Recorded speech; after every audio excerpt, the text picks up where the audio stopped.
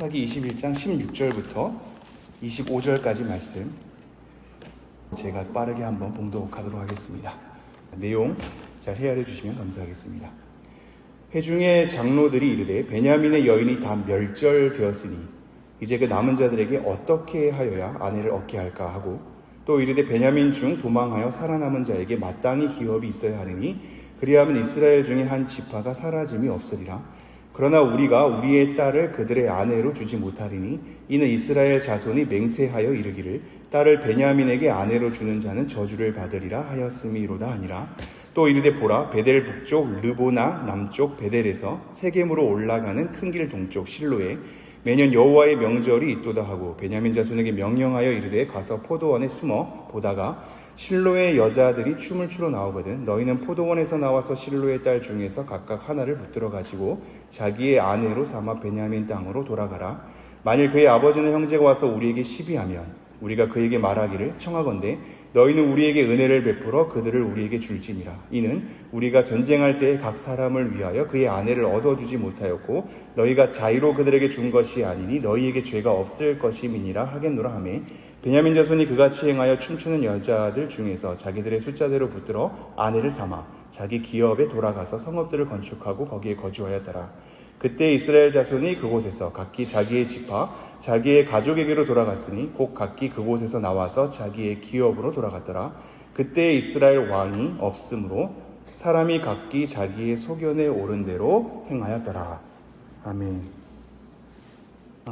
우선 반주 감사합니다. 반주 감사하고, 지금 제가 이제 땀이 많이 나는데 어제 밤에 이렇게 약간 러닝을 했더니 열이 안 가라앉아서 땀이 많이 날 뿐 우는 게 아닙니다. 오해하지 않으셨으면 좋겠습니다. 네, 오늘 사사기 말씀 한번 살펴볼 텐데요. 먼저 사사기의 특징을 조금 헤아려 보도록 하죠. 우선 사사기의 이 전체적인 흐름이 어떠한 특징으로 이루어져 있냐면, 이게 시간적인 순서로 나열된 게 아니거든요. 이 사사기의 연대가 우리가 사사가 구원하여서 평안에 이르렀더라는 연수를 다 더해보면 연수가 꽤 오랫동안 480년 정도 된단 말이죠. 그럼 이게 사실 연대가 안 맞습니다. 근데 사사는 이 시대가 겹치는 거거든요. 각자 이 사사가 일어났을 때 다른 지역에서도 사사가 일어납니다. 그럼에도 불구하고 이러한 나열을 통해서 사사기가 우리에게 던져주고자 하는 메시지가 뭐냐면, 점점 뒤로 갈수록 악화되고 있단 말이죠. 그래서 똑같은 패턴이 계속 반복되는 것 같은데, 그래서 이것을 나선형 하강 구조라는 표현을 쓰거든요. 계속 뒤로 갈수록 똑같은 패턴이 반복되나 점점 악화되는 상황에 이르릅니다. 그래서 삼손이라는 사사가 마지막에 이제 사사로 등장하는데, 이 삼손의 모습이 되게 처참하죠. 그렇게 16장이 끝나고 나서 이 17장부터 이어지는 내용도 가관입니다. 꼴불견이라고 하죠. 도저히 그 꼴을 보지 못하겠다라는 이제 내용입니다. 이 내용이 굉장히 이제 심화되거든요. 이렇게 해서 마치는 사사기의 끝이 이스라엘의 왕이 없으므로 그들이 각각 자기의 소견에 오른 대로 행하였다라고 마치고 있습니다. 이것이 사사기의 특징으로 우리가 많이 알고는 있는데, 사실 왕이 없으므로라는 단어는 몇 군데 등장하긴 하지만 각자 자기의 소견에 오른 대로 행하였다라는 곳은 두 군데에 등장한단 말이죠. 근데 이건 모두가 17장 이후부터 등장합니다. 앞서 1장부터 16장까지의 내용에는 이것이 등장하지 않는단 말이죠. 1, 2장에서는 어떻게 등장하냐면 그들이 가나안 땅의 족속들을 쫓아내지 못함으로 등장합니다. 쫓아내지 못함으로가 어떠한 현상으로 이어지냐면, 그러기에 너네들은 하나님의 말씀에 청종하지 못하였다. 즉 불순종하였다. 그리고 나서 이 표현은 어떤 표현으로 바뀌냐면 너네가 하나님을 버렸다. 이렇게 표현이 됩니다. 그럼 1장, 2장의 초반절에 하나님의 말씀을 청종하지 않는 내용은 가나안 땅을 다 쫓아내지 않는 것이었단 말이죠. 그리고 그러한 내용을 통해서 우리의 신앙의 실상이 드러나는데, 그것은 하나님을 버린 것이다 라는 표현으로 등장합니다. 그리고 이러한 모든 내용이 전개되는 가운데에서 마지막 결말이 뭐로 이루어지냐면, 이스라엘의 왕이 없으므로 그들이 각각 자기의 소견에 오른 대로 행하였다라고 마무리를 하고 있단 말이죠. 이러한 내용들의 흐름을 보십시오. 이것이 우리에게 던지고자 하는 메시지가 있기 때문에 초반부터 흐름을 나오다가 사사가 16장까지 등장하다가 12명의 사사가 등장하거든요. 17장부터는 다른 내용으로 전개하면서 우리에게 보여주고 하는 내용들이 있단 말입니다. 이것을 한번 곰곰이 좀 생각하면서 따라왔으면 좋겠는데요. 먼저는 한 가지 이걸 잘 생각해 보죠. 앞서서 1장부터 16장까지는 사사들에 대한 부패성이었습니다. 사사가 다 몰락하는 거죠. 뒤로 갈수록 더 악화됩니다. 그러면서 17장에는 누가 등장하죠? 미가가 등장합니다. 미가가 레위인과 더불어서 단 지파까지 확장되는 것을 보거든요. 그러니까 결국 이 레위인과 제사장들의 타락과 몰락도 얘기하고 있습니다. 마찬가지로 19장부터 등장하는 것도 여전히 레위인이 한 첩, 행음한 첩을 찾아가는 사건을 통해서 12토막을 내는 아주 잔인하고 끔찍한 사건이 일어난단 말이죠. 그렇다면 전체 이 사사기 내용으로 하여금 우리에게 던져지는 바가 뭐냐면 모든 백성들이 청종하지 않고 하나님을 버렸다. 그리고 하나님께서 구원하러 세우신 사사마저도 몰락으로 가고 있다. 그리고 여전히 성직자라고 하는 레위인과 제사장들, 뭔가 하나님의 일로서 거룩하게 구별된 자들도 다 각자 타락해서 자기 소견에 옳은 대로 행하였다라고 얘기하고 있단 말입니다. 그러므로 한 나라의 타락을 무엇으로 보냐면 백성의 타락과 지도자의 타락과 성직자의 타락입니다. 이것이 오늘날의 역사 가운데서도 계속 이어진단 말이죠. 사사기가 그것을 보여주고 있습니다. 모든 백성과 모든 지도자와 모든 성직자가 다 타락했다.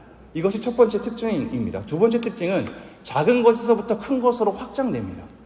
지금 앞서서 17장부터 등장하는 게 미가에 대한 내용이었는데 그 가정 속에서 엄마랑의 다툼으로 시작하거든요. 이 돈을 약간 훔친단 말입니다. 엄마가 저주를 막 내뿜으니까 돈을 잠시 이렇게 다시 갖다 놓습니다. 교묘하죠. 이 가족의 작은 일이 자기를 위해서, 이 가정을 위해서 레위인을 자기 가정의 레위인, 제사장으로 삼는단 말이죠. 이것이 나중에 단지파로 확장되는 것을 보게 되지 않습니까? 작은 일에 대한 죄악이 우리로 하여금 상상할 수 없는 것으로 확장되고 있습니다. 마찬가지로 19장부터 등장하는 레위인이 행음한 첩을 찾아가는 내용도 레위인 자체에 대한 가족사 아닙니까? 자기 아내, 사실 첩을 두면 안 되는 레위인의 입장임에도 불구하고 첩을 뒀다는 것 자체가 레위인의 타락을 얘기하는데 행음한 첩이었고 행음한 첩을 찾아가면서 일어나는 일련의 모든 과정들을 여러분이 이미 새벽 예배 나오신 분들은 다 아실 겁니다. 이것이 나중에 베냐민 지파까지 확대가 되고 베냐민 지파와 이스라엘 백성의 전쟁으로 확대된단 말이죠. 이 작은 가족사의 일이 지파를 넘어서서 이스라엘 전반으로 다 확장되고 있습니다. 우리의 가족에서 일어나는 작은 일들이 사실 작은 일이 아닌 겁니다. 모든 큰 일은 작은 일에서부터 시작되기 때문입니다. 큰 사건은 큰 사건으로 우리에게 다가오지 않습니다. 우리의 작은 사건이 겹겹이 쌓여서 큰 사건을 만들어내는 것입니다. 그러므로 여러분이 사는 일상의 작은 일들이 사실 작은 일이 아닙니다.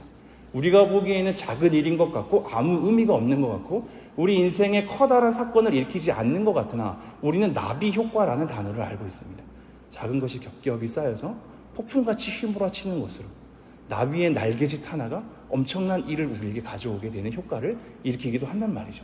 이것이 두 번째 특징입니다. 작은 것이 큰 것으로 확장되고 있다. 세 번째 특징은 제가 이 본문을 묵상하면서 제 이제 현실 가운데 조금 더 고민되는 부분인데요. 뭐냐면 사사기의 특징 중에 하나가 마지막 세 번째가 혼재되어 있다는 겁니다. 혼재되어 있다는 것이 뭐냐면 하나님을 알기도 하고 모르기도 해서 하나님 앞에 경건을 추구하기도 하고 엉뚱한 일을 벌리기도 한단 말입니다. 하나님 앞에 괜찮은 일을 시행하기도 하다가 전혀 엉뚱하게 죄악을 일삼기도 하는 것이 혼재되어 있습니다. 기드온을 잘 생각해 보십시오. 하나님 앞에 아주 좋은 용사로서 자리매김을 했지만 에봇 하나가 그들에게 올무가 되는 것을 우리가 보게 되죠.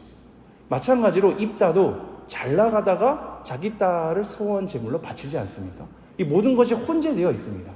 당연히 그들의 서원에 대한 규례를 봤어야 하며 인간을 제물로 바치는 것이 하나님께서 원치 않으신다라는 것을 이미 알았어야만 하는데 입다로서는 하나님을 알기도 하고 모르기도 하는 겁니다. 이 모든 내용이 혼재되어 있습니다. 여러분, 이것이 우리의 삶과 별반 다르지 않습니다. 우리는 그리스도인이지만 우리 안에 수많은 것이 혼재되어 있죠. 제 삶이 그러합니다. 어떠한 부분에선 하나님을 알다가도 어떠한 부분에서는 죄악에 아주 많이 노출되어 있거든요. 여러 가지 실수를 범하기도 하고 여전히 제 삶은 고쳐지지 않기도 하죠. 하나님 앞에 부르심을 받고 성경의 내용을 어느 정도 알고 하나님을 알아서 엎드리기도 하고 아는 것만큼 하나님을 찬미하기도 하지만 여전히 모르는 영역과 혼재된 영역에서는 하나님이 기뻐하지 않는 일들을 상습적으로 습관적으로 계속 쫓아가는 것을 제가 보게 되기 때문입니다. 여러분은 어떠하신지요? 여전히 교회에 나와서 오늘도 여전히 동일한 제목으로 기도를 하지만 여러분의 일상으로 돌아가면 여전히 여러분이 했던 패턴대로 움직여지지 않습니까? 우리의 패턴이 거룩한 패턴이면 좋은데 그렇지 않음을 우리가 알고 있습니다. 왜 하나님을 믿어도 변하지 않는가? 왜 교회 열심히 다녀도 바뀌지 않는가? 왜 기도 열심히 해도 우리의 삶에 어떠한 변화가 일어나지 않는가는 우리의 삶의 패턴이, 우리가 생각하는 습성이, 내가 생각하는 사고가, 내가 행동하는 작은 행동들이 과연 성경에 부합한가? 하나님이 기뻐하시는 것이 맞는가가 구체적으로 대입이 잘 안 돼 있고 혼재되어 있기 때문일지도 모르겠습니다. 이 사사기의 내용을 통해서 우리가 그것을 곱씹어 봐야죠. 우리에겐 이러한 실수가 없는가? 작은 일이 큰 파장을 일으키진 않는가? 우리에겐 여전히 하나님을 모르는 영역 가운데 그것이 신앙의 열심으로 둔갑하여 옆 사람에게 피해를 주고 교회를 삼켜버리진 않는가? 그리고 결국 그것은 확장되어서 이 나라의 몰락을, 성직자의 몰락을, 지도자의 몰락을 가져오진 않는가를 한번 돌이켜봐야 할 내용이 되겠습니다. 큰일 났습니다. 서론인데 이제 빨리 한번 끝내보죠. 이 내용을 가지고 오늘 본문 한번 헤아려보죠. 16절 제가 읽겠습니다. 회중의 장로들이 이르되 베냐민의 여인이 다 멸절되었으니 이제 그 남은 자들에게 어떻게 하여야 아내를 얻게 할까 하고, 이거 단어 하나하나가 사실 엄청나거든요. 제가 사사기의 이제 마지막 마무리를 하니까요, 이 내용 전체의 흐름이 마지막에 다 이렇게 또 연결되어 있습니다. 왜냐하면 회중의 장로들이 이르되, 이게 결국 베냐민 자손들을 다 없애고 600명 도피했거든요. 600명 도피하는 가운데 한 지파가 없어질 것을 우려해서 모의를 한 다음에, 그래, 결국 우리의 회중의 전쟁에 참여하지 않은 야베스 길라 사람들을 다 죽이고 그 중에서 처녀들 400명 골라서 먼저 아내로 삼자. 600명 가운데 이제 400명은 해결됐으니 200명 어떻게 할까를 이제 논의하는 흐름 가운데 있단 말입니다.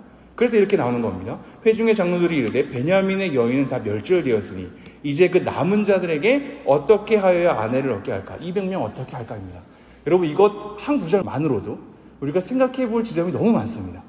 멸절이란 단어 자체에 주목해 보십시오. 이것은 앞서서 11절에 진멸이란 단어랑 연결이 되거든요. 이것이 왜 이스라엘 백성에게 찔림이 되어야 하냐면, 지금 이스라엘 백성이 이 지경까지 이른 것은 1장 2장만 보다 하더라도 가나안 족속을 다 쫓아내지 않았기 때문입니다. 연결이 되시죠?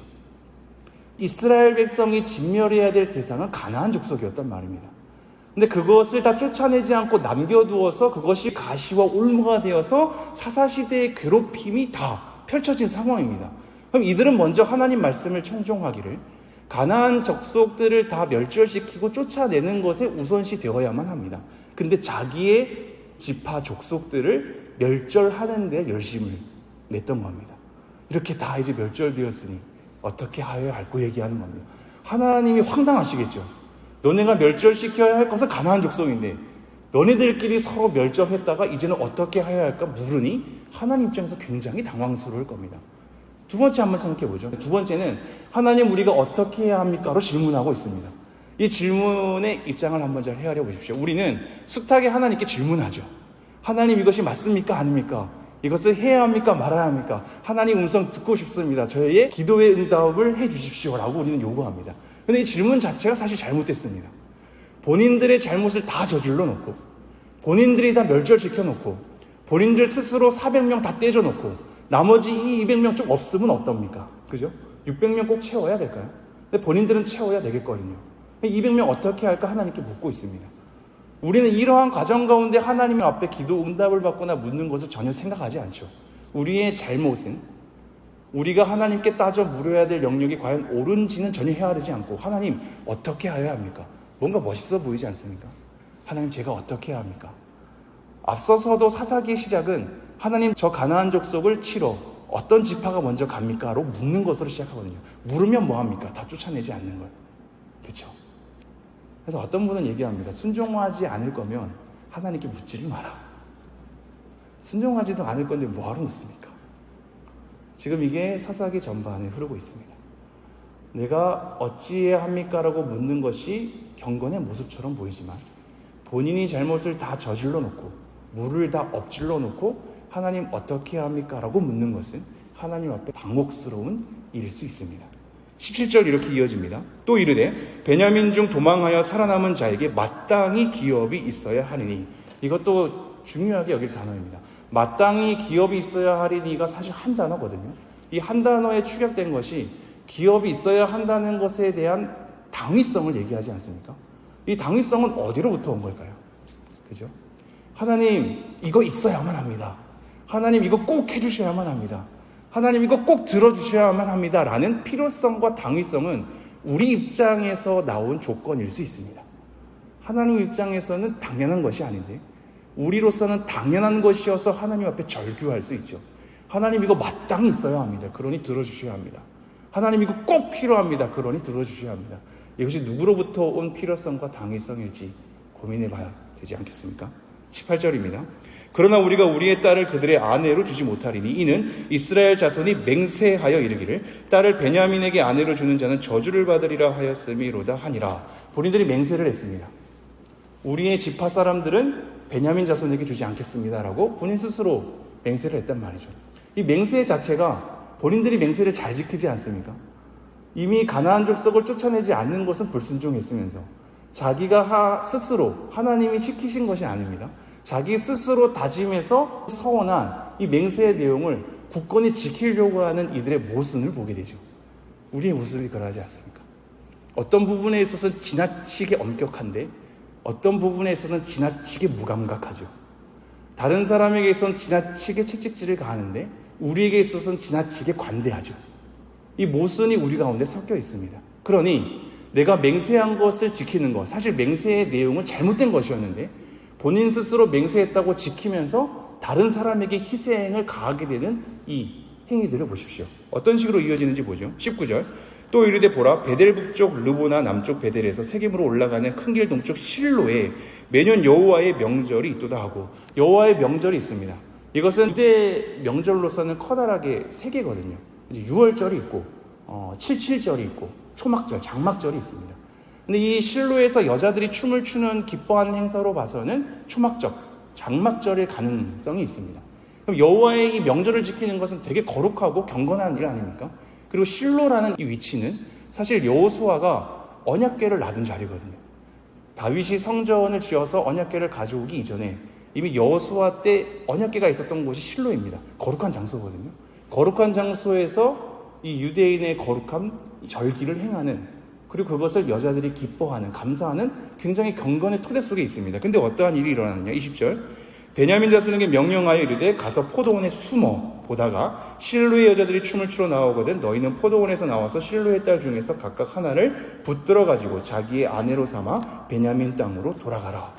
예전에 우리의 전통 속에서도 보쌈에 대한 내용들이 있었죠. 강탈해 가는 겁니다. 실로의 여자들이 언약궤가 있는 경건한 이 지역 속에서 유대인의 경건한 명절을 지키러 오고 그것을 마땅히 기뻐하고 감사해서 춤을 추는 여인들을 잡아가서 자기의 아내로 삼는 것이 과연 타당할지. 본인들은 맹세했다고 본인의 맹세를 지키지만 본인의 맹세 때문에 누군가에게 지금 희생과 겁탈을 하게 되는 이 상황에 이르게 되는 거거든요. 여러분, 이것이 우리 신앙 가운데 굉장히 많이 있습니다. 우리가 세운 주일 성수, 우리가 세운 예배, 우리가 세운 봉사, 우리가 세운 섬김에 대한 내용을 하나님 앞에서 내가 열심을 다하려고, 내가 세운 약속을 지키려고 누군가에게 희생을 강압하는 것이 우리 신앙 가운데 허다합니다. 허다합니다. 이것이 고스란히 지금 내용이 나오고 있는 겁니다. 22절. 만일 그의 아버지나 형제가 와서 우리에게 시비하면 우리가 그에게 말하기를 청하건대 너희는 우리에게 은혜를 베풀어 그들을 우리에게 줄지니라. 이는 우리가 전쟁할 때 각 사람을 위하여 그의 아내를 얻어주지 못하였고 너희가 자의로 그들에게 준 것이 아니니 너희에게 죄가 없을 것임이라 하겠노라 하며. 가관입니다. 꼴불견이죠. 지금 그 보쌈에 간 여자들의 아비나 형제들이 와서 따져 묻는 겁니다. 이 시비하는 것은 아예 재판석상에서 상소를 제기하는 거거든요.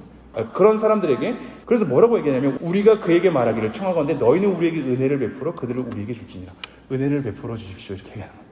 내가 맹세한 거 지켜야겠으니 나에게 좀 은혜를 베풀어라 얘기하는 겁니다. 너네들의 딸들, 형제들 희생을 통해서 우리의 맹세를 좀 지켜줬으면 좋겠습니다. 이 우리가 얼마나 이기적일 수 있는지를 보셔야 됩니다. 그러면서 어떻게 이어지냐면 이는 우리가 전쟁할 때 각 사람을 위하여 그의 아내를 얻어주지 못하였고 너희가 자의로 그들에게 준 것이 아니니 너희에게 죄가 없을 것임이니라 하겠노라. 이 맹세 안에 우리 이스라엘의 자녀들을 주지 않기로 약조했으니 너네들은 그것을 자의로 준 것은 아니야. 그냥 보쌈행한 것이니 너네들에게 죄가 없어 라고 얘기하는 겁니다. 이게 얼마나 어처구니 없는 행동입니까? 그죠? 물론 어떠한 주석가들은 이렇게 얘기합니다. 이 아버지와 형제들이 우리에게 죄가 있을까봐 내 딸들과 형제를 줬으니 우리에게 죄를 뒤집어 씌울까봐 지금 따져 물으러 온 것이다 라고 얘기하는데 만약에 이런 것이면 더 가관입니다. 지금 자기의 딸과 형제가 보쌈으로 그냥 강탈해 가는데 나에게 혹시 죄가 있을까봐 따져 묻는다는 것은 더욱더 과간이죠. 그렇지 않습니까? 이 내용이 이해가 되시죠? 그죠? 지금 모든 가정과 모든 이스라엘이 이기심과 자기가 세운 맹세 앞에서 다른 모든 이들에 대한 희생을 합리화하게 되는 내용으로 이어지고 있습니다. 23절 베냐민 자손이 그같이 행하여 춤추는 여자를 중에서 자기들의 숫자대로 붙들어 아내로 삼아 자기의 기업에 돌아가서 성읍들을 건축하고 거기에 거주하였더라. 결국은 이 아내들을 붙들어 가서 강탈해 가지요. 그리고 거기서 거주해 갑니다. 그때 이스라엘 자손이 그곳에서 각기 자기의 지파 자기의 가족에게로 돌아갔으니 곧 각기 그곳에서 나와서 자기의 기업으로 돌아갔더라. 이것이 이제 괜찮은 줄 알고 평안의 상태로 돌아간 겁니다. 여러분 이거 잘 생각해 보십시오. 평안은 하나님으로부터 올바른 관계를 맺고 말씀 가운데 있어야 하지 결과되는 것이지 우리의 스스로의 위안과 안위를 가지고 평안을 얻어내는 게 아니란 말입니다. 착각일 수 있습니다. 우리에게 마냥 평화로운 건 하나님 말씀을 지키지 않았기 때문일 수도 있습니다. 잘 헤아려 주십시오. 우리에게 고요한 행복한 생활로 이어지는 건 하나님 말씀 앞에 우리가 제대로 서지 않았기 때문일 수 있거든요. 이 평안이 가장될 수 있다는 것을 생각해 주셔야 합니다. 마지막 25절 그때 이스라엘에 왕이 없으므로 사람이 각기 소견에 옳은 대로 행하였더라. 네, 조금 정리하죠. 여전히 왕이 없다는 얘기는 왕정 체제에 대한 기대를 얘기하고 있지는 않습니다. 이미 사무엘 상하로 넘어가면 왕이 있어도 몰락하는 것을 보게 되거든요. 이때 왕은 우리를 진정으로 구원할 자입니다. 하나님입니다. 우리를 다스릴 나에게 온전히 말씀으로써 이끄실 내가 걸어가야 할 정도를 알려주실 그분에게 순종하게 되는 이 관계 자체가 없기 때문에 내 소견에 옳은 대로 내 눈에 좋은 대로 내 생각에 맞는 대로 내 삶에 편리한 대로 내 이기심에 부합하는 대로 걸어가는 것이 펼쳐져 있는 삶이 사사기의 삶이다라고 부정적으로 마치고 있습니다. 오늘 새벽에 다루기에는 무거운 말씀이지만 여전히 우리의 삶을 잘 돌아보죠. 우리에게도 혼재되어 있으며 우리의 이기심 때문에 누군가에겐 피해를 주고 있고 여전히 다른 사람에게는 공격을 가하는데 우리 스스로에게는 관대한 우리의 모순성이 우리에게 가득합니다. 이것이 하나님 앞에 씨름 없이 나아가다간 가장된 평안으로서 각기 소견에 오른 대로 우리의 가정에 거주할 수 있겠습니다.